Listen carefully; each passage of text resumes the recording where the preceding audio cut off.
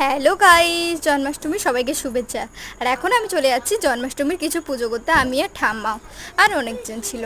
তো দেখতেই পাচ্ছ, আর এখানে ঠাম্মা উঠছে আর দাদু দেখতে পাচ্ছ এখানে শুয়ে আছে। আর তিনতলায় আমাদের যেহেতু ঠাকুরঘর, তো তিনতলায় ঠাকুরঘরটাও তোমাদেরকে ঘুরিয়ে ঘুরিয়ে দেখিয়ে নিচ্ছি। দেখো অনেক জায়গা অনেক কিছু আছে, এখানে ধূপদানি রানি আছে।